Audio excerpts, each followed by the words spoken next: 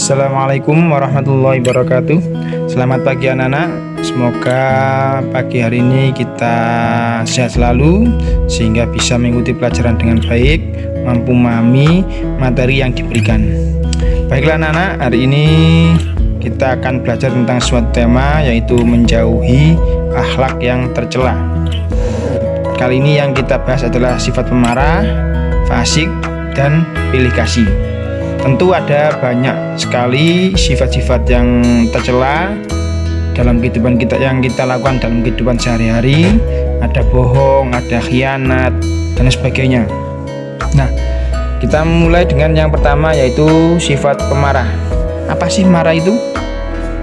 Marah adalah luapan perasaan seseorang yang tidak senang karena suatu sebab. Maaf, ini ada salah ketik. Nah, contohnya misalnya kita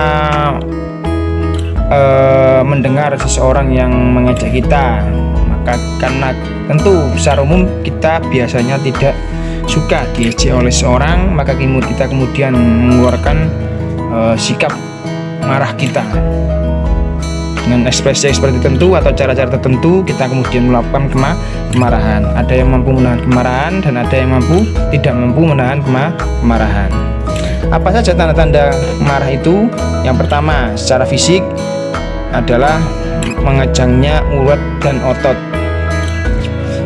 Sebagaimana yang tadi ada di bagian judul tadi, ada ekspresi bagaimana orang yang marah, wajahnya mengeluarkan urat dan sarafnya dan ototnya.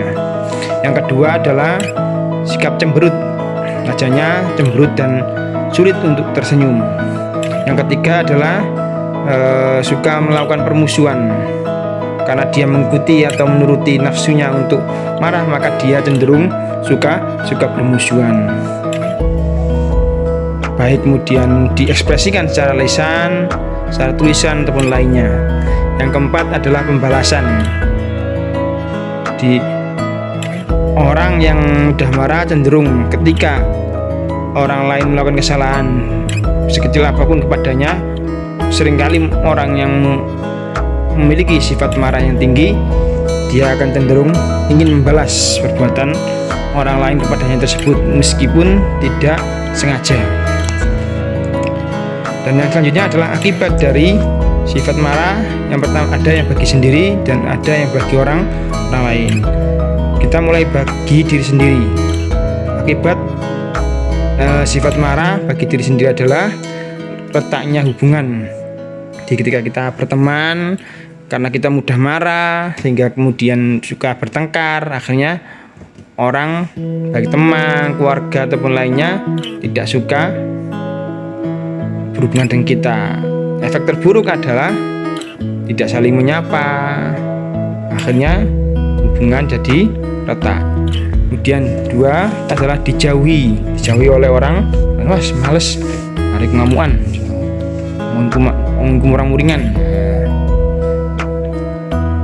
Yang selanjutnya bisa menimbulkan penyakit.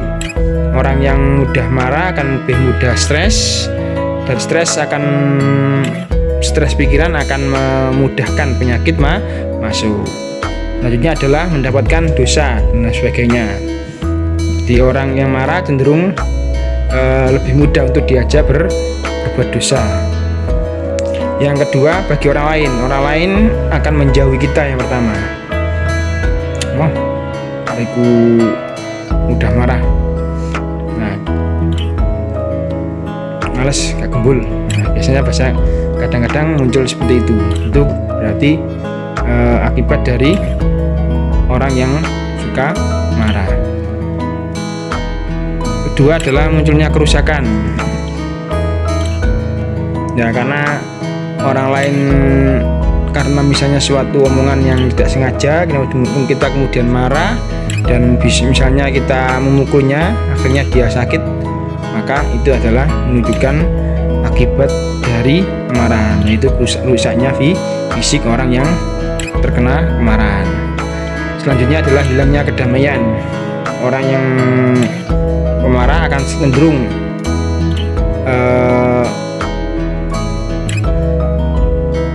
jauh dari kedamaian, karena omongan sedikit marah, akhirnya dia tidak bisa merasakan kedamaian.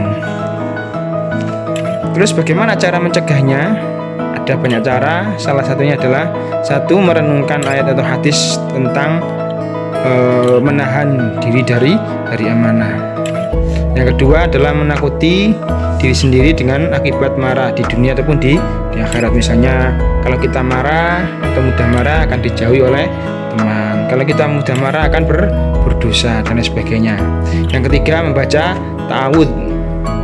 Dengan ta'awud kita memohon kepada Allah untuk dilindungi dari setan. Kadang-kadang setan mempengaruhi kita agar marah. Yang keempat, merubah posisi. Misalnya saat berdiri maka kita sebaiknya duduk jika marah. Jika kita duduk kemudian kita marah, maka kita bisa tidur dan sebagainya. 5 adalah diam, tidak terlalu banyak bicara. Ketika kita merasa saya orangnya agak pemarah, maka ketika kita ingin menghindarinya, maka kita sebaiknya tidak banyak bicara atau cenderung diam agar tidak menimbulkan masalah. Yang kedua adalah sifat fasik. Apa pengertian dari sifat fasik itu? Pengertiannya adalah keluar dari ketaatan kepada Allah, atau dia beriman tapi tidak taat pada perintah dan larangan Allah. Dia orang Islam tapi suka minum minuman keras. Dia orang Islam tapi tidak pernah sholat dan lain sebagainya. Itu adalah pengertian dari sifat fasik. Apa akibatnya? Yang pertama adalah tidak dipercaya. Artinya karena orang fasik itu tidak mempedulikan aturan agama, maka orang lain pun akan sulit untuk percaya kepadanya, karena ajaran-ajaran Islam tidak dilaksanakan dengan baik. Salah satunya adalah misalnya sifat amanah. Maka ketika orang melihat dia, wah orang ini fasik,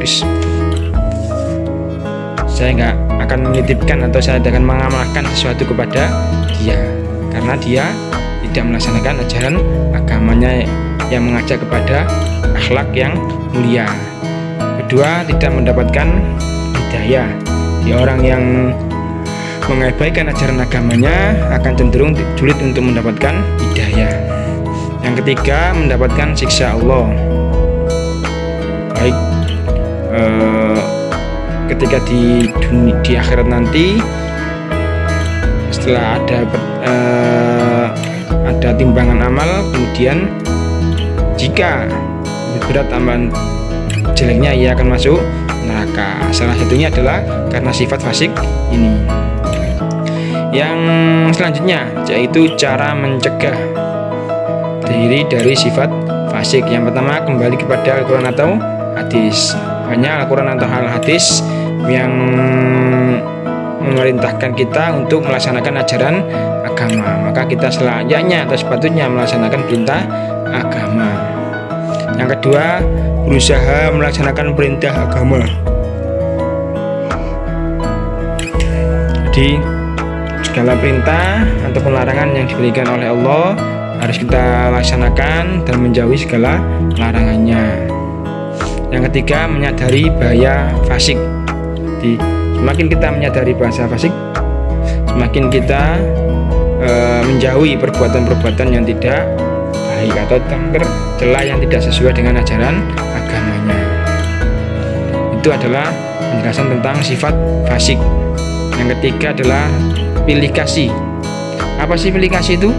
Pilih kasih adalah memihak atau berat sebelah. Ketika ada teman kita bertengkar karena suatu hal, maka kemudian karena kita biasa berteman dengan yang satunya, misalnya si A, maka kita kemudian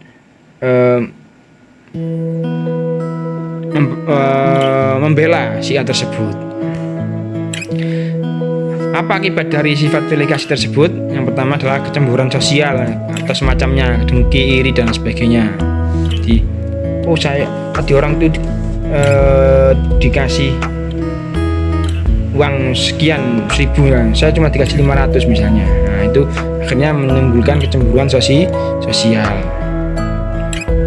Yang kedua, pertengkaran. Karena tidak mendapatkan perlakuan yang adil, maka bisa menimbulkan pertengkaran. Karena ada orang lain yang diperlakukan tidak adil. Terus bagaimana cara mencegahnya? Yang pertama yaitu meningkatkan rasa tanggung jawab. Artinya karena kita memiliki tanggung jawab, maka kita juga secara sosial kita diharuskan untuk bersikap adil. Yang kedua, mengingatkan akibat buruk dari pilih kasih. Pilih kasih itu bisa menimbulkan kecemburuan sosial. Tidak, saya harus berbuat sebisa mungkin adil. 3, melatih diri untuk bersikap objektif. Objektif artinya tidak berdasarkan kebenarannya sendiri. Nah, ketika kita sudah melatih diri untuk sering-sering bersifat objektif, maka insya Allah kita akan selalu bersikap adil dan tidak pilih kasih. Demikian anak-anak yang bisa saya sampaikan tentang materi pemarah, fasik, dan pilih kasih. Semoga dapat dipahami dengan baik. Terima kasih atas perhatiannya. Wabillahi taufiq wal hidayah. Wassalamualaikum warahmatullahi wabarakatuh.